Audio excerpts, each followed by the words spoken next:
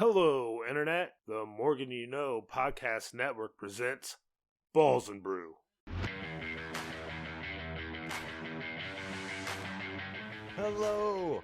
Good evening. Thank you very much for joining us here. I don't think my microphone, let me just listen, we're wasting a little bit of time here to allow all of our Morgan You Know fans to join us here on Facebook. Perhaps you're joining live on YouTube. Maybe you're catching up later on YouTube. Maybe you're just listening to the podcast. We come every Thursday evening around this time to bring you the flagship sports podcast here on the Morgan You Know Podcasting Network. We call it Balls and Brew. I'll serve as your host. My name is Rod Morgan, serving as the executive producer and one of my co-hosts. He will also host a wrestling show, which will be coming up a little bit later on this very live stream. If you're a big fan of the professional wrestling arts like we are, he's my man, Jimmy Jamreska. Jimmy, hello. I am here. I am ready. As long as we don't have to talk about any of our favorite football teams today, I'm good to go. Yes, we'll definitely have to talk about our favorite football teams. But you know what we're not talking about on this particular podcast, Jimmy? Something that happened on Tuesday. You've heard enough about that. Nothing happening here on this podcast. We're having fun. We're talking football. That is what we're doing. And to get our football knowledge, we turn to one particular place, and it's just a few streets over from Morgan You Know headquarters here in Mishawaka, over in South Bend. He's our guy. We used to refer to him as the anonymous gambler because at one time we didn't want people placing bets. Now bets are everywhere. You can't see any commercial without somebody telling you how to place a legal wager. He's our handicapper. He's Josh Williams. Josh, hello. What's up, boys? We're not going to talk about Tuesday, the NFL trade deadline. I know, that's all. I had notes, but that's okay. Oh yeah, that's all I knew. With that, I forgot that happened on Tuesday. I was speaking of something else. I was just telling folks we're not going to have on this podcast. But if you need to bring up something from the trade deadline, that's yes, you're good there. No, I'd rather talk about. Okay, so Jimmy's team on the Wins League last week won 6 games. That motivated my team for this week to win 6 games. So thank you, Jimmy. I appreciate that. Yes. Rod and I are coming to get you. Rod and I are coming, buddy. Jimmy, update the score for the people. So Chris King is an abysmal 26 wins. Speaking of Chris King, he's maybe going to join us. I'm sorry, Jimmy. That's a good spot to jump in there real quick. Speaking of Chris, he may join us here later, but he's not with us right now. Continue. So he is so bad, Rod, that his second to last pick has the most wins of his entire – it's the Steelers. They have 6 wins. The Saints, his last pick, if you'll remember, were 2-0 at one point and scored like 700 points in those games. Not looking good. Bengals never want a team. Rams you never want your wins. team to fire their head coach, right? When you're looking for wins in a wins league, you never want the team to fire the head coach. So that hurts Chris. Funny you mentioned that because he also has the Jets. There you go. So that's 2. He has the Panthers, who will fire their head coach because they do every year. Probably. Jaguars, maybe. Middle seat Doug. Maybe, Middle Chris? seat Doug. Things not looking good for him. The Cowboys should have fired their coach a while ago. So 26 wins for Chris. And then we are tied, Rod. Second, third place. We're tied for second here with 35 wins. Very respectable for someone who knows nothing.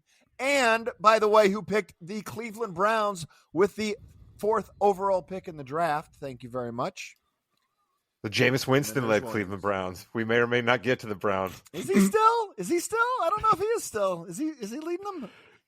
Or are we going to go back to DTR? See, I am so good, though, Rod, that with my final pick in the draft, I picked the 7-win Commanders. Thank you. So I knew where they were going to go. I let you pick all the other teams, and I picked the Commanders with 7 wins. I think Williams' Vikings pick with the last pick is still pretty good. Williams had 42 wins on the season so far. Nice little 7-game cushion for Williams here. Go ahead. He is the expert here. He is the expert. I like that 2 of the later picks in the wins draft, Pittsburgh and Washington, are one of our picks this week. I see that's on the docket. We're going to get into those teams. I'm excited about that. We're going to get into one of Williams's old flames. I don't believe he has talked about his once and true love very much this year, so I'll be interested to hear what we have in that game. So that'll be fun. And then we have my team, which that's where we're going to start. Jimmy, We're going to start the podcast off with a bang. Fire up that music, my friend. We are getting into Rod Damnation early. Let's go. Oh. We have to do something about this situation. The momentum is dying. I don't understand no more distractions, but I do believe we should all follow one path in life. Hubris and ego and pride. Sorry, all that was a complete lie. I'm going to tread lightly as I begin Rod Damnation here because I am still pulling for the Indianapolis Colts. I still believe in Shane Steichen. I still absolutely believe in Anthony Richardson, which will become clear by the end of this particular little soliloquy here. I even maybe still sort of believe in Chris Ballard.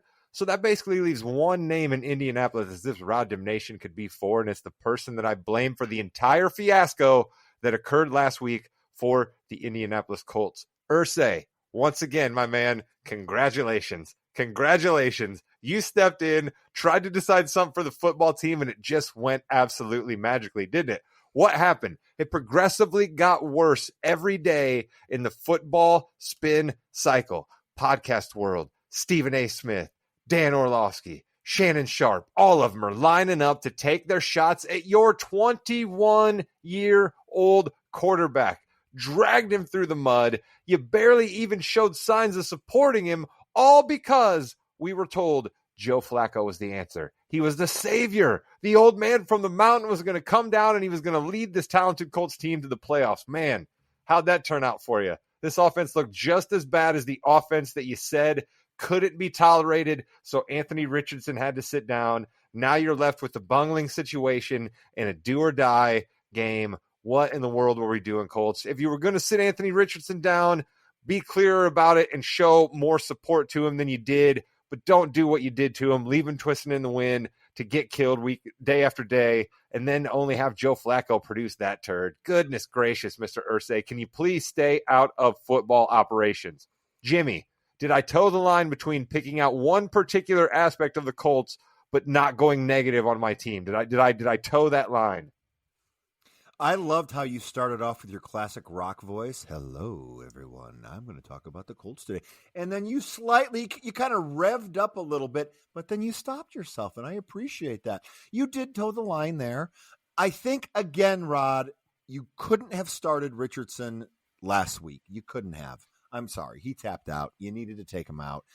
But the Flacco-ness of everything, you had to temper those expectations, especially Williams against that Vikings defense. Let's not hold on a minute. The Vikings defense. Williams can retort here in just a second. Let me answer your direct retort there. Okay, fine. He can't start that game because he tapped out for a play. Okay, but here's what you do. You get a hold of that situation, keep it in-house, and you say that he's being suspended for one game, one half, something for a violation of a team rule, right? You say something like that. You don't let the whole story get out and become the narrative and let people run wild with it. Maybe that's fine. I still disagree with you, Jim, but I say there's a way that they could have even handled that situation better if that ultimately is the compromise you and I would have to reach.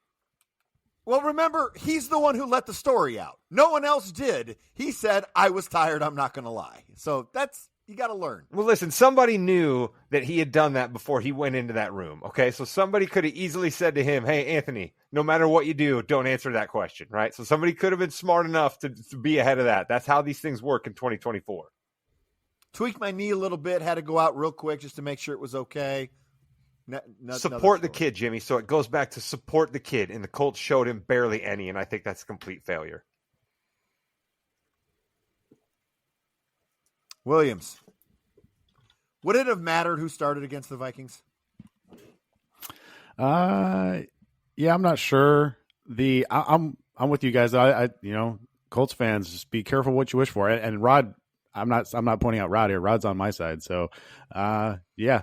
I don't really have much to add about the Colts. I will say, I love he doesn't have anything to add on the Colts, and they're one of his picks. That might be leaning which way he's going to go in that game. Well, I'm not going to say anything because this could be. Let's just go. Listen, we're on the Colts right now. Let's go. Give us that game. Let's go. Handicap it. This could be good theater here. Yeah. So, Colts Bills. Here we go. I set you up better than that. I'm sorry. Colts Bills. Williams, what do you got for us? Yeah, this may be surprising to you guys. I'm going to take the Colts +4, -110 on MGM and Caesars. So the Bills don't blitz like the Brian Flores Vikings defense. And Flacco is much worse versus the blitz. We talked about that last week when I broke it down. That was a big reason why I liked Minnesota -3 in the first half last week. By the way, I went 2-1 against the spread last week. That was the one game I lost. And I lost because the Colts had a fumble 6. Darnold threw a pick in the end zone, and we missed a field goal. So you lost because the Colts were terrible. The Colts were terrible in that game last week. Terrible. They were just terrible. I'm sorry. I have to admit that. As a Colt fan, yeah, but it was they the were first. terrible. Well, you lost it because you lost it because you wimped out and did first half. I did. I did. That's why you lost it. Yep. You guys always scorn me for scorn you every time that you make one of those half first picks. half. I did win the other first half though, Ravens. All so right, fine, continue. okay. The newly acquired Amari Cooper isn't 100%. I think the Bills are going to try to run more here. Now, what I will say, the Colts now have a healthy Grover Stewart on the defensive line, and when you add him to DeForest Buckner, it makes it really tough to run against those tackles. That's what I really took away from that first half was how good that Colts defense was. I mean, when they're fully healthy, you got Zaire Franklin back there making all kinds of tackles, Kenny Moore. So we were giving it to Gus at the beginning of the year. I mean, we were giving it to him. I was ready to run him out of town. So, I mean, we should point that out. I love that you bring that up, Williams. Yeah, so also you want to play more zone versus Josh Allen. He tears man coverage up with his legs. That's when we saw the Bills smack around the Jags earlier in the year. We know the Colts play a ton of zone. Not only that, they play a ton of cover 3, which just so happens to be the defense that has given Josh Allen the most problems. If you don't believe me, listen to this. Every single touchdown Josh Allen has thrown this year has been against man. 0 versus zone. When you have a road dog here that has a winning percentage of over 75% on the year, that's the Bills. Those teams are only 121 and 158 against the spread over the last decade. That's only 43%. Why is that? Joe Public and the market tend to overvalue these teams. This is what the industry likes to call a sandwich spot for the Bills. Off an emotional last-second home win over your arch rival, a division rival Dolphins. And how do they win that game? The kicker nails a franchise record 61-yard field goal in November in Buffalo to win that game. You've got the kicker like tearing up when the coaches gave him the game ball in the postgame in the locker room with all his teammates around him. And then look who's on deck for the Bills. The big, bad, undefeated Kansas City Chiefs rolling to Buffalo next week. You don't think those guys are looking ahead of the ho-hum Colts here? You don't think that team is sick and tired? How did I not see it coming? The classic look-ahead game. You don't think this team is sick and tired of hearing how great the Chiefs are every single week? And we know how those Bills and Chiefs games are. They're fantastic. Bills are inflated here. They haven't beat anybody with a winning record. I don't think many people realize that. Give me the Colts wait a minute, +4. I believe the Colts don't have a winning record, so I'm not sure. But for all those reasons, I think the Colts can run on this Buffalo Bills team. I think the Colts are going to use one of their 16 tight ends to throw to throw in the middle of the field. That's how you beat the Bills. You attack the middle intermediate levels of the field. You don't throw on the perimeter. They have some good secondary pieces. But yeah, this is the reason why I broke down. I took the Colts +4.5 earlier in the week. It has gone down to 4. I still think there's value there. It's gone down to 3.5 on another book. So the sharp money, believe it or not, Rod, is on the Colts here.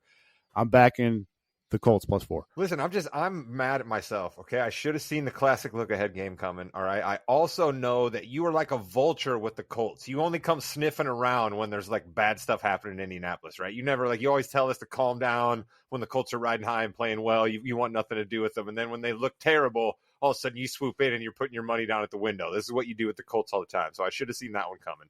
Tight ends, I like it. You're right. The Colts have 16.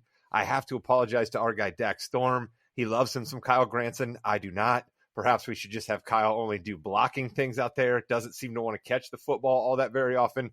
And Jimmy Jam, once upon a time, you were our Jonathan Taylor correspondent. Is he back or is he still injured? I'm not entirely sure if I remember much out of JT last week. Where are we at with Jonathan Taylor? That was his ramp-up game, so he needs to now go the next step. And again, Minnesota Vikings defense, let's make sure we realize that was a big thing. and no one was really going to do much against him. So I think this is when Taylor does step up. Expect a score out of Taylor this week. All right, listen, I love it, man. This is borrow a phrase from my guy Baron Corbin. Shout out to our guy Baron Corbin. We're going to get to him in the wrestling show, but burn the ships. All right, that was one of his things for a while here. This is what the Colts have to do this week. This is a burn the ships game. Williams likes them. They got a chance. The Bears are in a burn the ships game. We may or may not get to the Bears yet here. Jimmy doesn't want me to get to the Bears, but we'll see how the show goes, and maybe I'll get to the Bears. But where we are going to get to right now is perhaps. No, we're going to save what I think might be the game of the week. Let's go. Let's go back to an old flame. Kyle Shanahan, my guy. We haven't heard from you this year. Williams hasn't been talking you up. He's been doing little Bobby Slowick. I'm not even entirely sure how you pronounce that guy's name. I like Slowick. He likes some Ben Johnson up there in Detroit, right? He's even been giving us some Liam Cohen, right? Liam Cohen is his new guy, the bass player from Oasis. He is not. He is the play caller for the Tampa Bay Buccaneers. I knew that. I was right. I knew what team that guy played for, coached for. Anyway, San Francisco, this might be the first time Williams has picked them this year. They're going up against my guy, Baker, who continues to play excellent quarterback. He doesn't have the big wide receivers. He's not throwing the ball as far down the field, but man, Baker's still making plays happen. I love watching Tampa Bay play football. You love watching San Francisco. Williams, what do we got? Finally, I've been circling this game all year. I'm going to take the 49ers -6. It's -110, widely available. Bucks are off a short week here, off an OT loss on the road on Monday Night Football.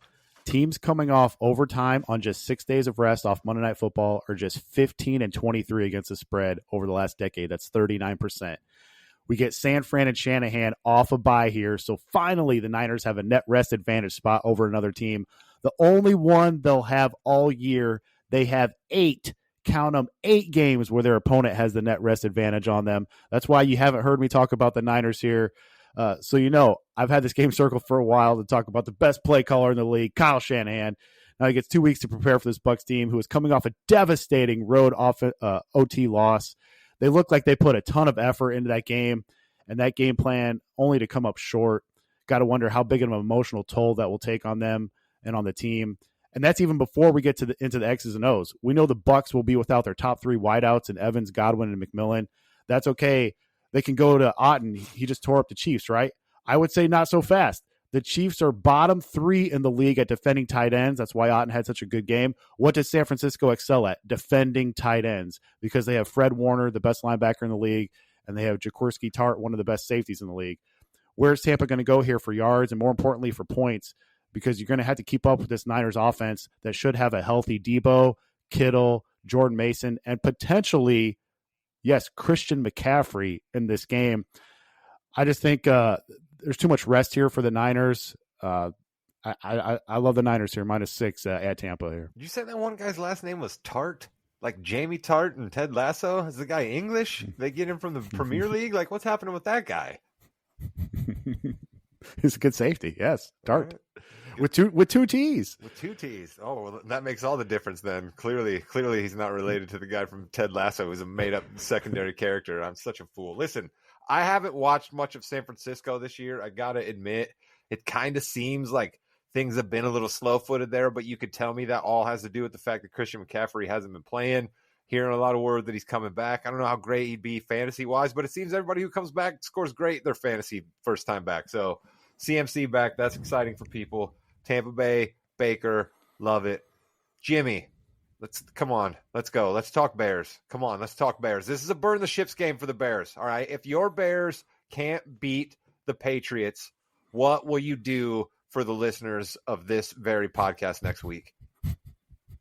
Go on with my life and root for the Bears the next week after that and be very depressed about it. That's exactly what I'm going to do. Will you wear a pickle costume? Will you wear a pickle costume for the entirety of the show next week if the Bears can't beat the Patriots? Where does one get a pickle costume on November 14th? Listen, there are ways. I'm not really sure where that could happen. If I can find one, I will. There are ways. You know Listen, what? how about I'll this? How about we get I'll you dress one of as those a chicken? We get you one of those Sam Adams hats. We get you one of those 3/4 Sam Adams hats, and you have to wear that right all episode old next style week. for Chicago. Yeah. Listen, The Bears came out last week like they were a deflated team, and they were a deflated team. Caleb Williams is not getting any help up front. That offensive line is atrocious. We got another injury on that line. At one point, I was listening to a Bears podcast say, hey, our offensive line's got some depth in it. Really? Really? Because Caleb Williams doesn't have any time to throw it.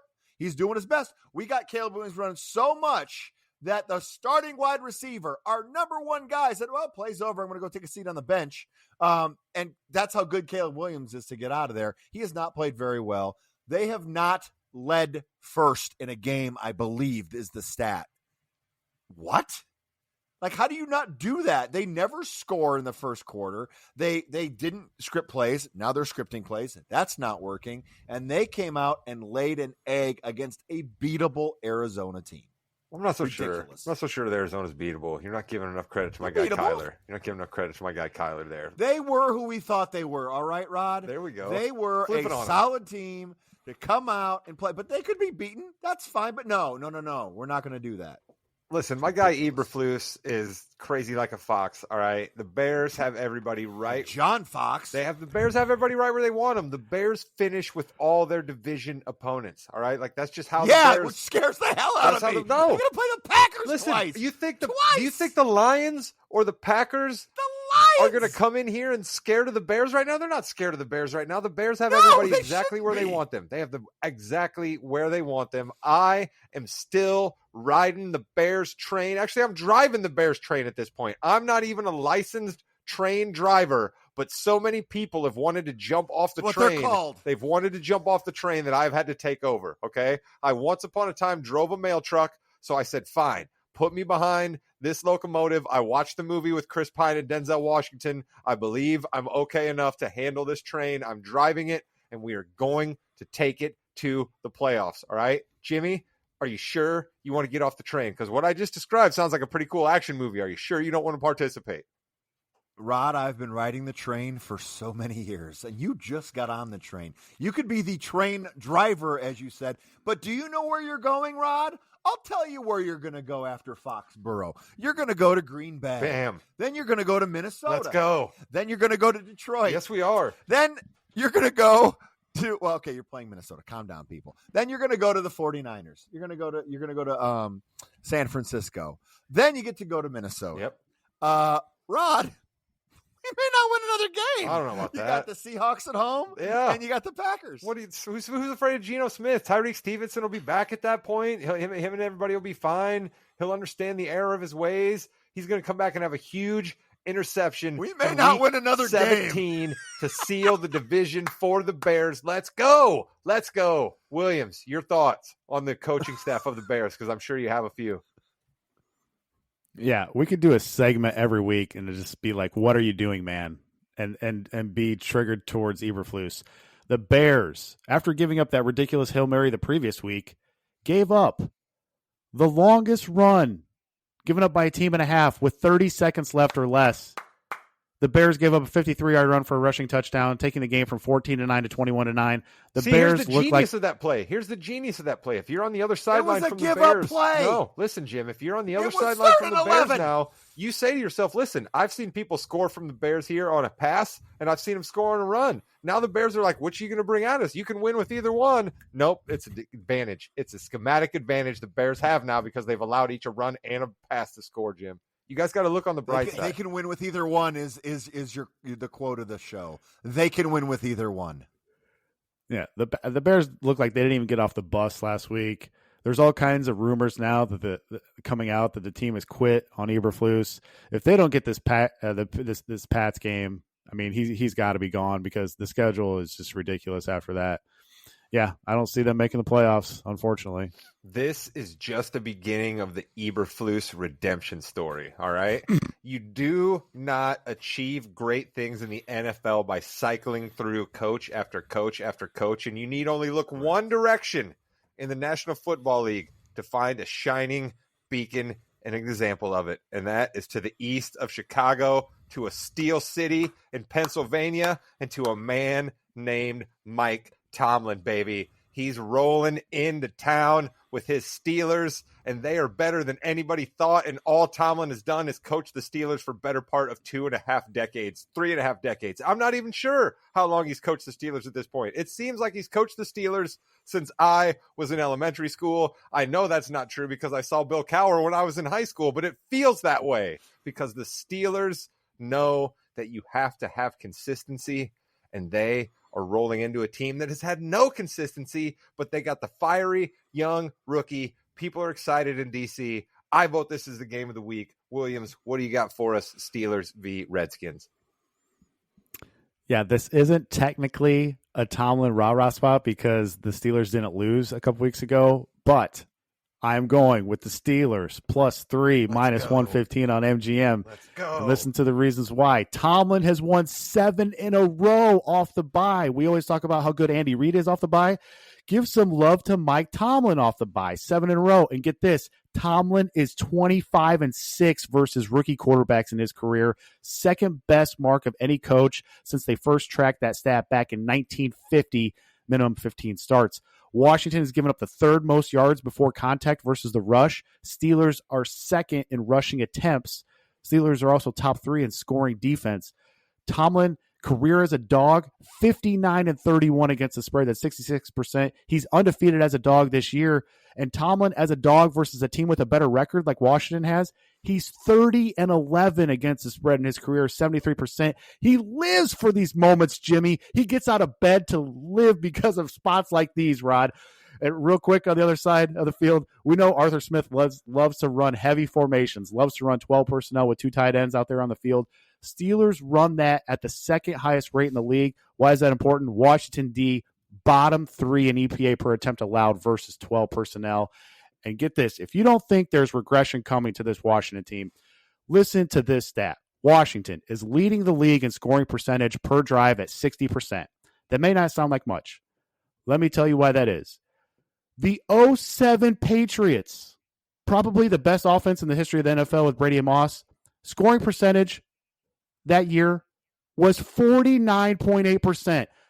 The Washington Commanders, through 8 weeks, 10%, over 10% better than the best offense ever. This team is still perfect on 4th down. It's week 10, and they are perfect on 4th down, 9 for 9. Awesome. There is massive regression coming here. They're 26 in DVO on defense. There's just massive regression coming. There has to be with this Washington team. Give me the Steelers +3. You're so anti-Cliff Kingsbury. Like you've just carried this vendetta against Cliff for years. Like you even used to trash him at Texas Tech. I mean, you didn't understand why. I mean, you've always been against Cliff. Let the man live. All right.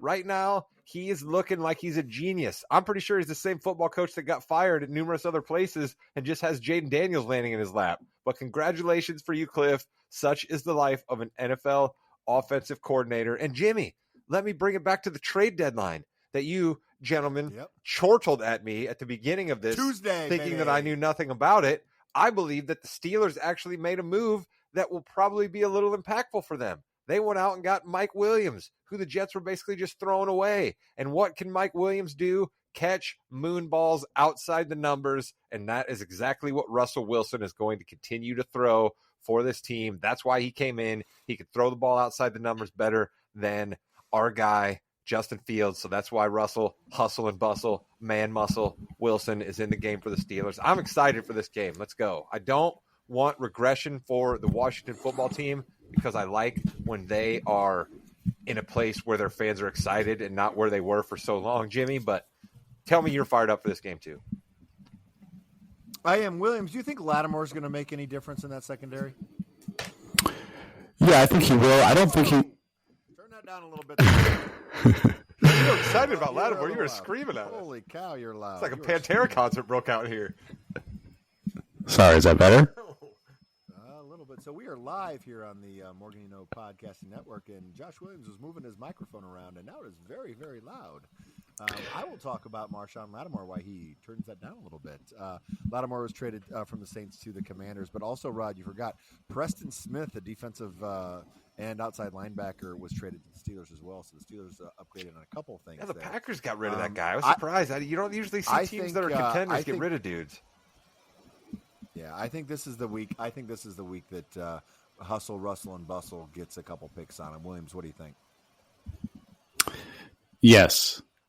How is that? That's fine. Well, there we go. Is that better? Just don't get too excited. Yeah, I don't think Lattimore's going to play this week, but yeah, I think he will make a difference at some point. Couple of years left on that contract. It'll be interesting to see what the Steelers do with that. They're a better run franchise than the Saints, who, from what I gathered in the talk of that trade, didn't make up a whole lot of spots in the draft and still have their cap messed up for next year and still paid most of Lattimore's salary for this year. So congratulations, New Orleans Saints. You really had a bang up week this week. You made a trade that didn't seem to help you all that much, and you fired your coach. So I guess go get a muffaletta sandwich and have yourself a hurricane, and maybe things will be a little better if you live down there in New Orleans. You live in New Orleans, at least. You know, I mean, Jazz Fest is around the corner. I don't even know, actually. I just know fish. Jazz Fest happens down there at some time, but I have no idea when it actually is. But I do know that Jimmy and I are going to talk a little bit of basketball and a little bit of wrestling.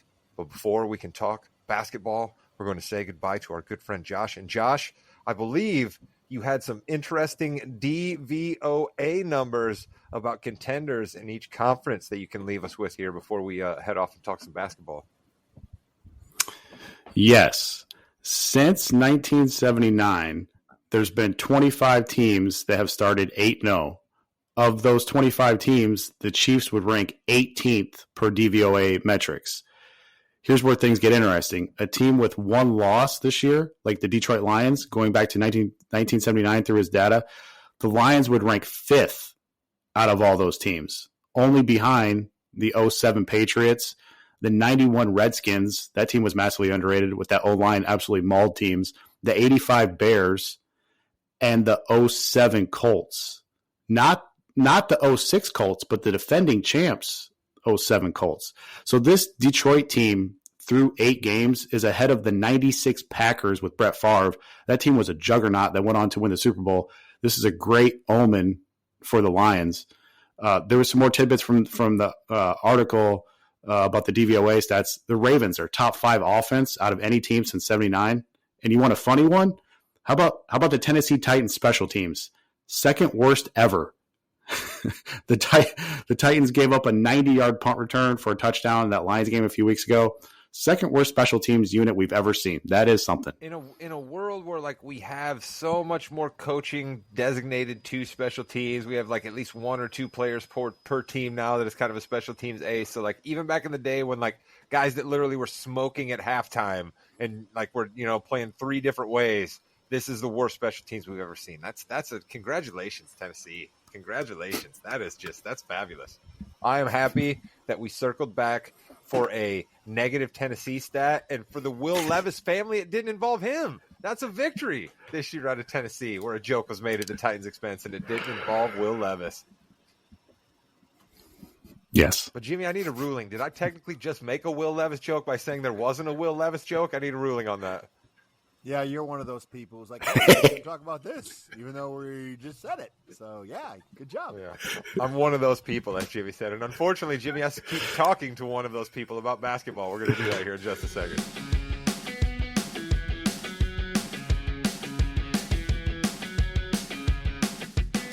Welcome to the Fast Break, the fastest 15 minutes in the NBA. I'm Jimmy, and Rod is here today. Williams is still in the video for you people who are watching, but you're not going to hear him because he doesn't know anything about basketball. But you know who does know something about basketball? The reigning, defending champion of the Wins League, who continues his streak, not just winning for the year, Rod. My consecutive week streak is still going. I don't even know how much it is since week 3 of last year. Not going to lie, I was sweating a little bit this week. Chris King, who is horrible at picking winning teams no matter what we're talking about, is in 3rd place. Chris King has 34 wins. He actually did a pretty good job getting those Nuggets, the T-Wolves, and the Kings. But then he also has the Jazz and the Milwaukee Bucks, who we'll talk about here in a little bit, Rod. Ooh. Rod, I can actually up the volume right now on all of us because Williams and his yelling is gone, which is nice. That was wild. His mic just went crazy out of nowhere. It was like he was possessed by something. Whenever you fix something, I tell you it's ridiculous. But anyway, Rod, you picked the Suns first overall, and they've got 7 wins, and they are streaking right now. How happy are you about the Suns, and how worried are you that this is going to last? Yeah, you have to worry when you got a guy like Kevin Durant who has, been not the picture of health over the last couple of years and has advanced up there in age, but he's looking really, really good right now. Budenholzer proving himself once again as a solid regular season coach who's going to know how to get a system installed and get teams playing around that system. They're getting up more 3-pointers. You're not hearing about what Bradley Beal's going to be because Budenholzer's like, I know what you are, and this is exactly what you're going to do, and other guys are going to play more important roles there. So I don't know that their defense is going to hold the way that it is right now, and I think that that's why they've started out this great, right? When we start getting into the dog days, I think their defense is going to slip a little bit, but I did say that I thought Phoenix had the requisite talent that if somehow they could keep it all on the floor, they're just as good as anybody out in the West, and they're proving it so far. They are. Rod, you have 42 wins on the season. Speaking about talent, those Golden State Warriors beat your Celtics. That was a game. But that helps you because they both have 7 wins on the season. 21 wins out of 3 teams in week 2 is not too bad, Rod. That was a game. Did you catch much of that game on ESPN last night? No, I didn't catch much of it at all. We had some other stuff going on. I'll tell you what. I'll look at it 2 different ways, right? I really enjoyed the Doris Burke, Jay Billis, Mike Breen triple threat in that game, right? I thought that Jay Billis and Doris played off of each other a little bit better than JJ and Doris did. So I think it's clear that Doris and JJ have known each other, or Doris and Jay have known each other for a lot longer than Doris and JJ did. So I thought that made the broadcast fun. And that was a playoff intensity type game. I mean, for being only less than 10 games into the season, for those teams to be going at each other the way they were, the chippiness that was in that arena because Steve Kerr was there and the Boston fans let it know that they were not happy with him still about the Olympics. And Steve Kerr was like, what are you guys talking about? I got gold medals for 2 other dudes on your team. We didn't lose to anybody. You know what I mean? So like the Olympics thing continues to be crazy, but that was a game. And if we are going to see, Jimmy, games like that coming up in the NBA Cup and at different points throughout the season, maybe some of the tweaks that we've talked about over these years have improved the television product and the regular season product a little bit, right? Like I'm not trying to get too ahead of myself here, but we're seeing a little bit better ball, I think. Well, I want to talk about that here real quick because all these teams are going to be heavily featured in the Cup. Our team's going to go all out like they did last year because honestly, yes, the Pacers made it to the Eastern Conference Finals, but that kind of hurt them a little bit in that January-February timeframe, and Halliburton really wasn't the same since then. And the Lakers, you saw what happened to the Lakers over the next few months. I'm interested because I think the younger teams are going to go for it, but those older teams might step back a little bit. I just think what you're going to see is the NBA tweaked it a little bit this year where there's more Vegas opportunities and the games are at a better time. So I think we're going to see a better atmosphere around the game.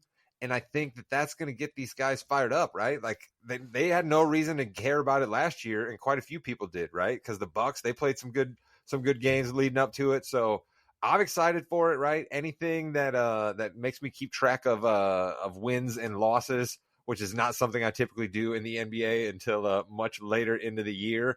So I'm up for it, and I think teams are going to play for it. I think it's one of those things that that's going to get gradual, right? I don't think we're going to see it like be a one-shot deal last year and it's just going to die off. I think we're just going to see it gradually increase. Too much money behind it already. A team that fell in our rankings and probably should have fallen even more, our Philadelphia 76ers, Rod, who they are in they have 3 huge stories. Well, really 4 huge stories. First of all, the one who had been playing, Maxey, is going to be out for a few weeks now. That's not good. Paul George made some news by being booed in L.A. and saying that that's ridiculous. Which kind of is because he would have signed if they would have given him the 4 years. I mean, it's not really, give me the money and I'll play. But then Joel Embiid, how's he doing this year? How are the stats doing for him? Yeah, man. It's just like, it's weird. We talk an awful lot on this podcast, and quite often it's Chris actually that talks about how like you have to be clear with the fans and your organization has to have a clear mission statement, right? And This is just a case of that, right?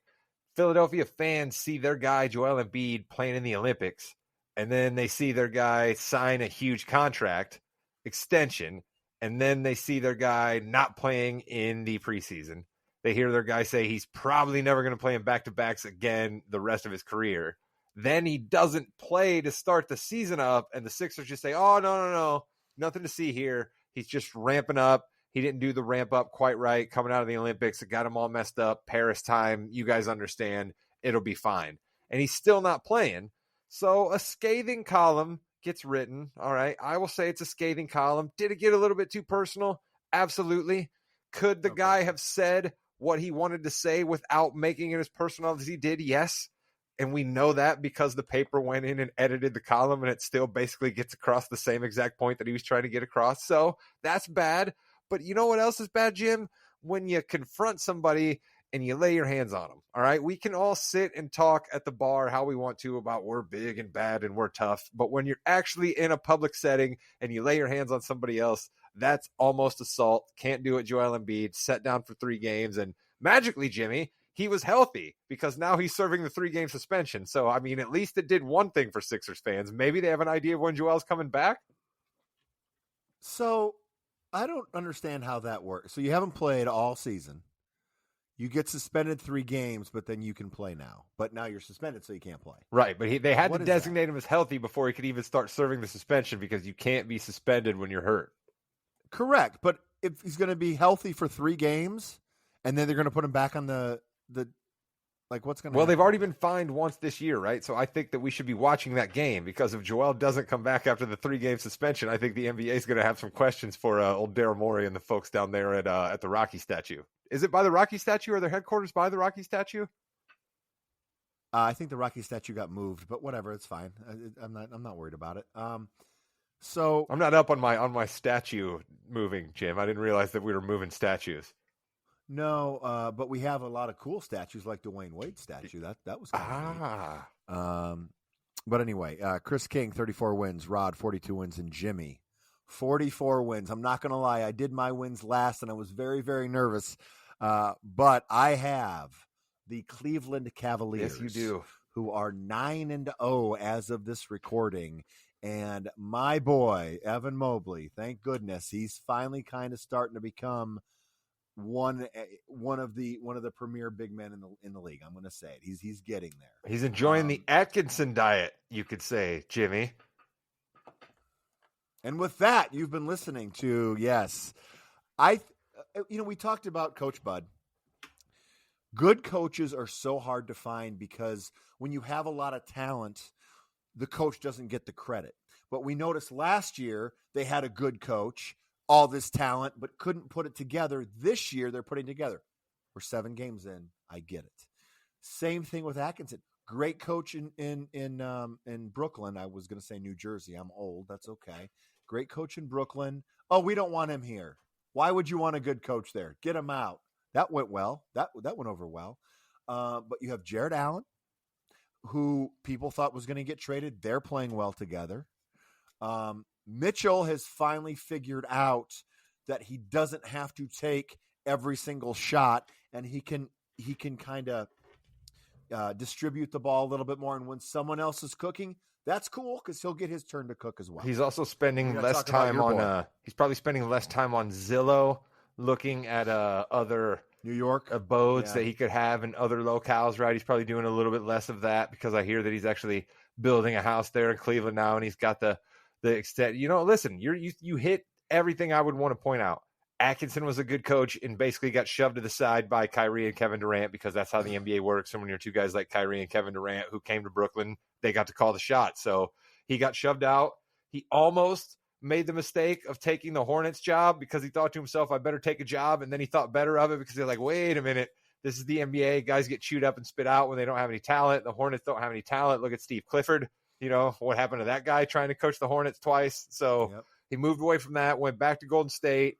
Bloom on the Rose was still there, gets this Cleveland job. And you said it. If you're an NBA coach, you want to take a team that's got Mobley, Garland, Allen, right? These guys, Mitchell, right? These guys can all play. My guy, Dean Wade, not just an Dean accountant, Wade. as Zach Lowe calls, but an actual basketball player, right? You got Karis LeVert still hanging around doing some things there in Cleveland, He's you know? he's So a basketball player in 2024, 2025. Yeah. I think that what you see with the Cavs, what you see with the Warriors, who you made mention of, how they have a great record going on. We know the Celtics have a great record, is in Oklahoma City, Jim. I think the new secret to the NBA is you need 7, 8, 9 guys that are going to rotate and that you feel confident in and that can pass and that can shoot, right? If you come to the court with that many guys a night, you're going to be tough for teams to beat. And the teams at the top of the league right now all seem to have that. And then, like you said, if you have that much talent, you better have a coach that knows how to distribute it. And we talk about OKC. You know, you talk about Jalen Williams, Chet Holmgren, Hartenstein, Caruso, SGA, the other Jalen Williams, Lou Dort. Yeah, you do have that depth, and that is going to get you through a season because you know there's going to be some injuries. Williams has already been hurt a little bit this season. But they are 7-1. I believe they're 7-1 now. They were undefeated until yesterday. They got Jokic. They got literally Jokic. He had 20-some points, 20 Only rebounds. Player on the team. Yeah. It was Jokic against 5, and he still won, which is amazing. Yeah. I mean, can that guy be any better? Really, Rod? Listen, really? You know I come down on him sometimes, but like he's just all the time. He's really shown out this year. He's really shown out. He's like, all right, fine. None of you SOBs are going to do anything that's going to help me along, so I'm just going to go out and do all of it, and I'm going to do it incredibly efficiently and still look like I'm not breaking a sweat. It's amazing. You're not going to play. You're not going to play. I'll take your points. It's fine. We'll go for it. So I have 44 wins there. It's been a fun season so far. A lot of fouls, though, still. We talked about it last year. Those whistles are so up, and I don't understand why it's not as fun. These games are taking longer.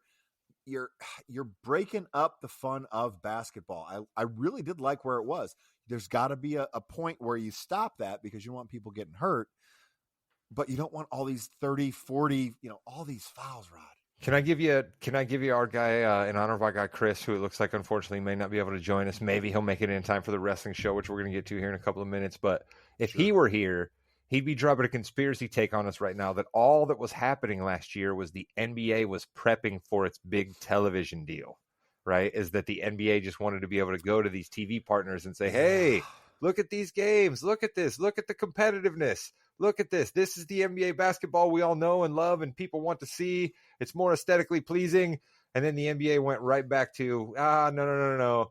We need to fill the stats up. These guys all want to make their money. They've got to justify this. They've got to justify that. So let's go back to calling some fouls and then let's make sure the guys that are supposed to have 27 and above points have 27 and above points. And let's get things back to normal in the NBA. That's what our guy Chris would say.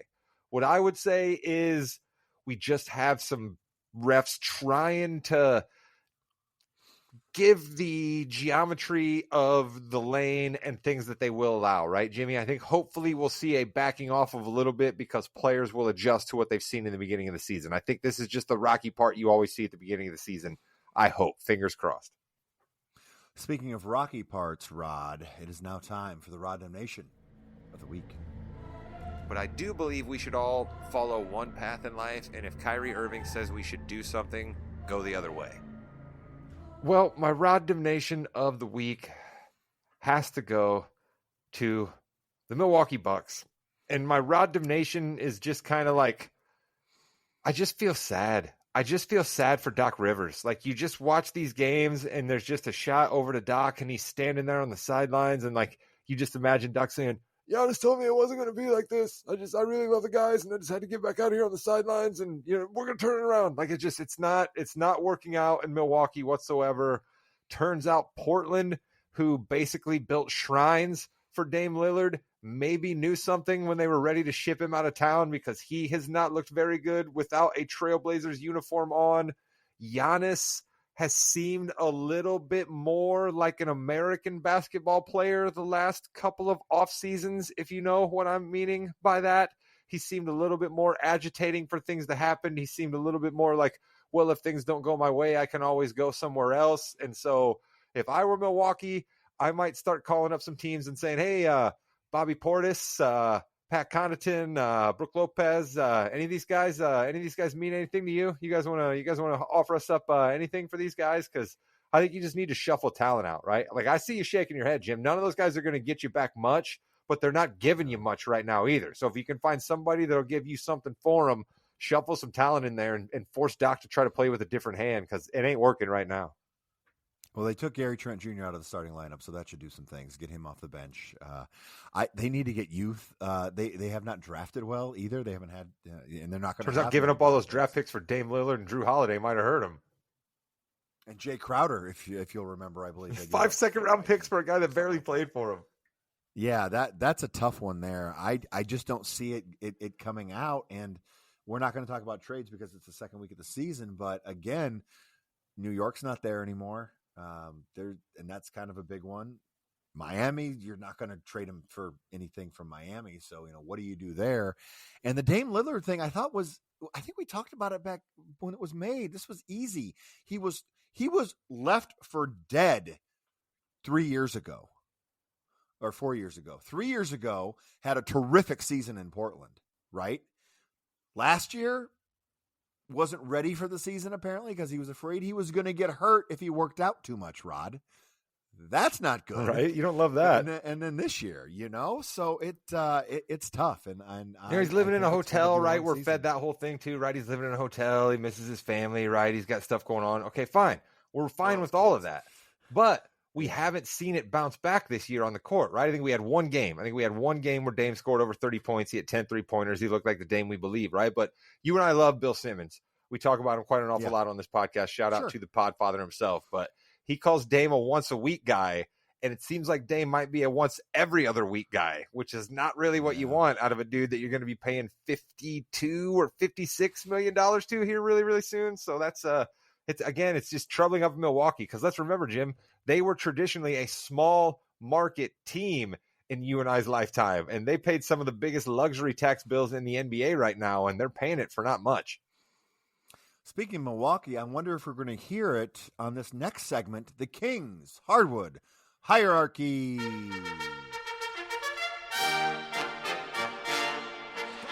the win.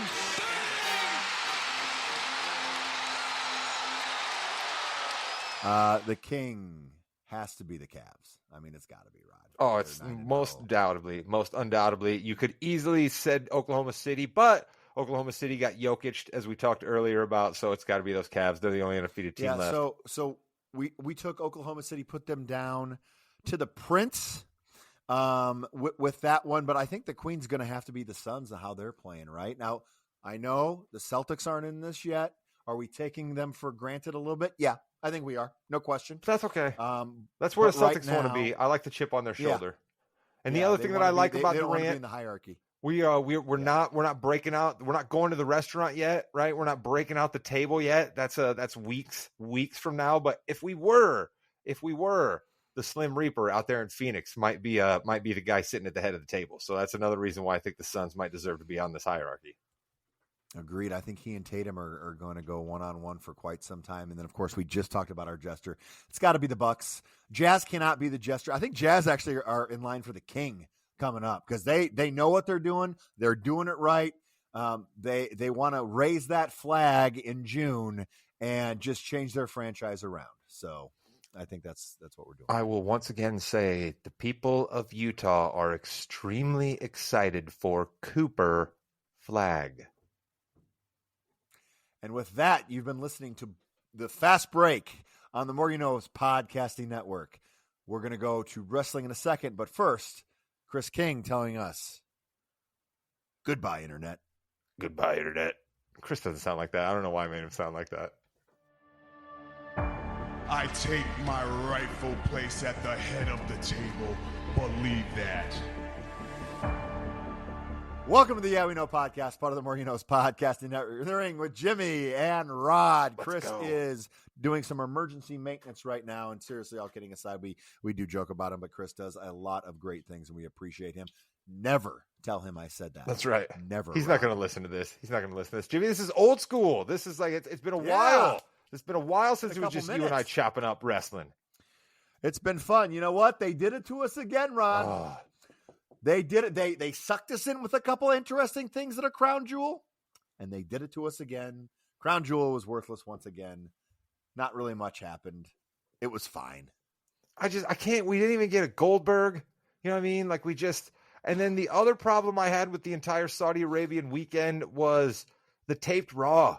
Monday's Raw just felt like a taped Raw. It just really felt like a taped Raw. You know, like there was just so much stuff out there about Raw spoilers ahead. The Masked Man show even had Raw spoilers before Raw. You know what I mean? Like I just in today's day and age, Jim, I don't know how the WWE is going to continue to get away with taped shows. You know what I mean? Like your battle for the troops or whatever. You know what I mean? Like your speed. You want to do that main stuff. event's going to be live, I think now, so that's good. Yeah, but the tape shows are just no good, and I just like as crazy as those Saudi Arabian fans go, right? And I still love your foreign soil premium live events because those fans go crazy. We've scolded American fans before for taking it for granted, knowing that they have another chance in a couple of months to get back out there and cheer on their guys. But in the foreign soil, they always go crazy. But the matches were just, come on. I don't care that Cody Rhodes beat Gunther, other than Gunther doesn't lose very often. So I guess there's that, but I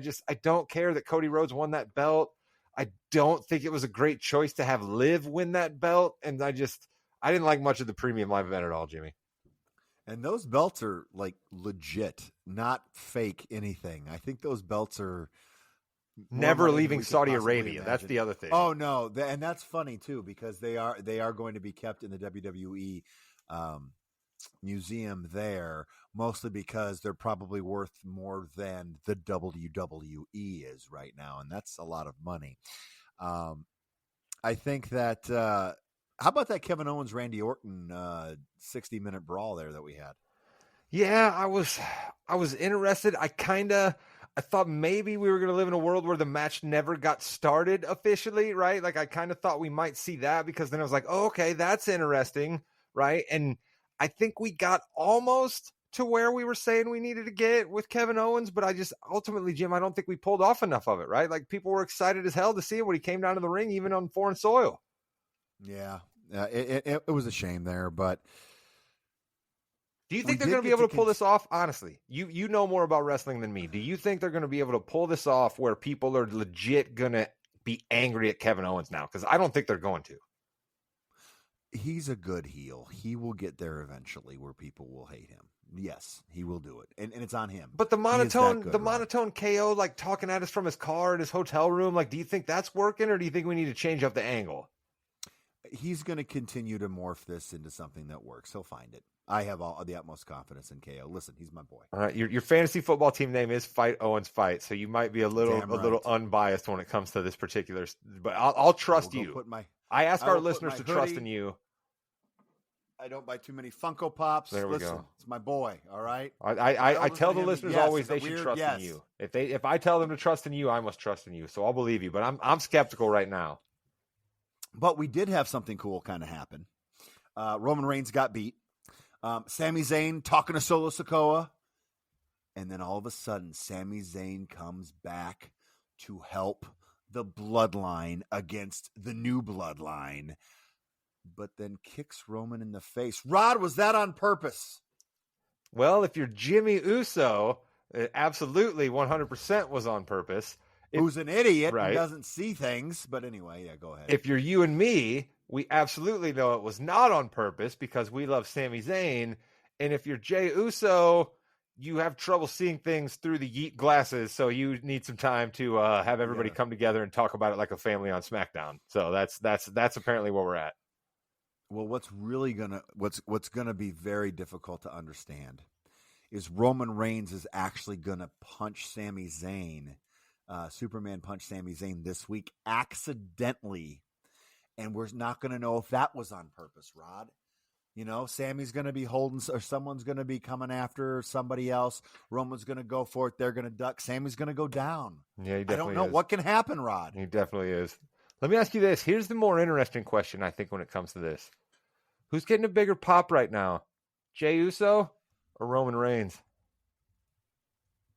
Oh, it's Jey Uso.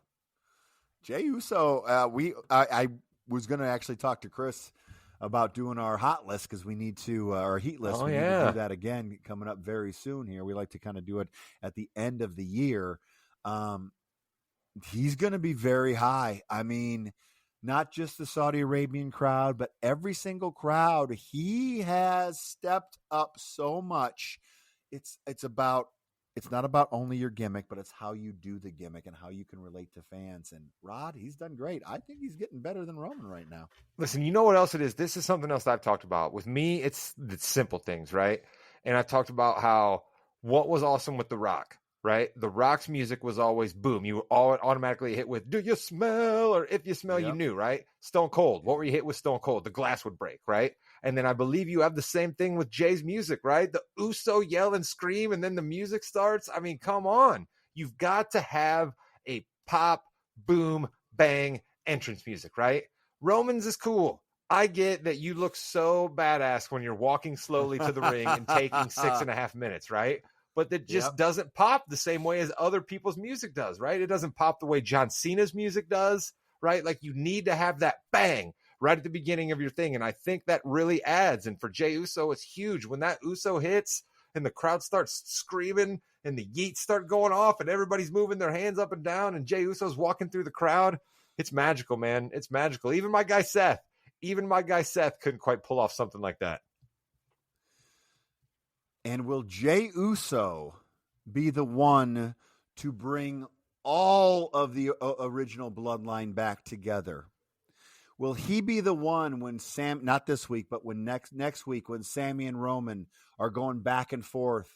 Jimmy doesn't know really what's going on because he can't see. Does Jay say, we aren't a family. We need one more person? Does Paul Heyman come back in 2 weeks and bring everybody back together? And does Paul Heyman lead the bloodline into War Games? What if Paul Heyman is in War Games? What if we get Paul Heyman in a singlet and we get him in War Games? How about that? That's what he's been doing. He's been training. He's been getting in bumps. Yes, he has. He has been training to come back. Rod, you've thrown it. Are you sure you're not Chris King right now? Are you just? I got to bring our guy's energy a little bit. You know, I mean, he hasn't been able to join us. We got to bring his energy a little bit. That'd be great. Listen, I want to see Paul Heyman back. You hope that he's going to come back soon. War Games would be a big pay-per-view to bring him back for. Start ramping up towards Royal Rumble and WrestleMania again. I love all of that.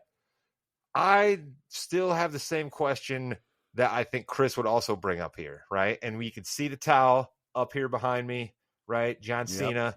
He's going to have to be involved somehow. And we also brought The Rock back, right? The Rock came back, in one of our premium live events, so I just still wonder if either one of those two are going to somehow be involved in this storyline as well. Or are we really going to send John Cena out with just an upper mid-card level storyline, Jim? Is that where we're headed? He's gonna wrestle for the championship at one point. I think he and Roman Reigns would be an interesting matchup there. We also have to remember that Raw goes to Netflix starting in January, and there are rumors that Netflix either wants Roman or Cody on Raw for the majority of the time. USA is like, oh, we don't care. We'll take whatever. But you're saying Netflix gets to swing a little more weight around at the WWE? Is that what you're saying? I think so. Right now they do. They're paying for a little bit more money there. Speaking of swinging some weight around, we have a new number one contender for the world title, and that is our boy Damian Priest. This feels like a stepping stone match. I don't think anyone really thinks Priest is going to win this. Right, Rod? No, definitely not. I didn't like the move of having Priest win it. I understood it. You shocking. Yeah. You're not really ready to tell a storyline with other people in that match. And, of course I wanted Seth to win, but that's all right. We can do other things with Seth. He doesn't have to immediately go back to the belt, but I would have liked to have seen one of the other two in that match win it, quite frankly, but we're not ready to tell the story with them. So yeah, let Priest go up there. We can tell a little story with him. He'll get beat and things will be fine. It'll be interesting to see where he goes after this as well, because he's really on his own now with Rhea out. Is he that person that they're going to go in the mid-card Intercontinental Championship with, maybe a Braun Breaker or something like that? I'd like that. That'd be cool. See Punishment Martinez taking on old Braun there, because Priest can wrestle, so and Braun is an athletic specimen, so that might be a fun match. I could dig that. But then you're right though, that's a step back, right? Priest was just the heavyweight champ, and now he's back to doing IC. But hey, Gunther lived there for a long time. Sami Zayn, popped himself there for a little bit. So there's worse things to be than Intercontinental Champion. No question. Hey, your boy Chad Gable got some ring time. Not too bad against Dragon Lee. Didn't win, but still got some ring time. You excited about that? Not nearly as excited as I was to see my guys Pretty Deadly in the ring. Again, there's some people who could really use a victory. But Jimmy, speaking of Chad Gable, how about our guy Miz getting stole by the Wyatt Six? Yeah. And then carrying Cross, we kind of maybe finally have something for two guys that we've always sort of been intrigued by on this podcast, the Miz and Karrion Kross, and they're involved with the Wyatt Six, which most of us hate. Why not do something completely different with Miz? Why not? He's been the same character his entire career. Now he's in a suit instead of like those baggy pants and whatever, and hootie hoo, if you will, if we remember that. I don't know if you remember that, Rod, but oh yeah, I was kept up with my guy Miz even when I wasn't fully watching. I like it. Do something completely different. You know what? Screw it. Grow his hair out. Grow a beard. Let's go. Why the heck not? Make him part of the Wyatt Six. So you think that is definitely where we're headed, right? Anybody that gets kidnapped like that then ends up in their depths. I think so. I think it's either that or with Cross. I mean, it could be. That's what I think. I think the Miz is going to somehow incorporate a dastardly slither out, right? Like somehow Karrion Kross is going to all of a sudden get put in at the last second in place of Miz, and then we're going to get the birth of Karrion Kross with those guys because that makes more sense. And nobody cares about AOP or Paul Ellering. I mean, nobody cares about either of those dudes. So all three of them can just go away, and Scarlett can just run around with the Wyatt Six, make her look like Morticia Adams. We could go for that. Oh, interesting. Yes, why not? Io Sky is your number one contender for the women's championship. Of course, Io Sky's unbelievably fantastic. You're going to get a good match out of whoever she wrestles for that belt. I think that's good. Other than that, Raw was made a mention though. Becky Lynch got name checked on television, so you guys might be onto something there, saying that she is the White Knight who might come in to save the women's division. I wanted to be my girl Charlotte Flair, but Becky got name checked, so I think that's interesting. We should make note of that. Becky did. This Friday's SmackDown is going to be extremely interesting to see what happens with the main event segment. Of course, Cody Rhodes will be there. Roman Reigns will be there. Everyone will be there. Who comes out for Cody? What are we doing with Cody now? Don't you think we're still doing something with KO and Randy, right? Like, don't you think we're still probably involved in that somehow? Don't you think that we're still going to bring him into tentacles of that? I would think. Do we set up a three-way at Survivor Series? Does Goldberg come back and wrestle Cody Rhodes? You got to wrestle somebody. I would assume it would be Gunther, but it could be John Cena. Does John Cena just show up and wrestle Cody Rhodes? Because they can do the whole thing that they love to do with Cody, where those guys just, mutual admiration off and shake each other's hand in the ring and say, you deserve a shot. No, you deserve a shot. They can do that whole thing. Yeah, it's too early for that, though. I really think he's not going to start until January. So I think that. Oh, that's right. You keep talking about him filming the Peacemaker. Yeah. Nobody cares about that Peacemaker show. Just leave that, John. All right, I know there's insurance and a lot of people that get paid to be on that show, but they don't matter as much as the WWE universe. Come on home, John. Rod, we are live every Thursday night, as long as we can, with NBA, NFL, and the WWE. We are the Morgan You Know podcasting network. Please, everyone, if you get a chance, like us on Twitch, like us on what do we have? We have Instagram, yes. We have Twitter, yes. X, if you will. We never will. TikTok, which our TikTok is going real solid right now. Kids love us. We appreciate everybody for that. The kids really hate us, actually, which is kind of fun. I really like that as well. So with that, you've been listening to the Yeah We Know podcast, part of the Morgan You Know's podcasting network. You're in the ring with Jimmy and Rod. Chris, we missed you. Get back here next week, buddy. And other than that, like Jim said, like, follow, subscribe, and shout out to Corey Nance, #1 fan.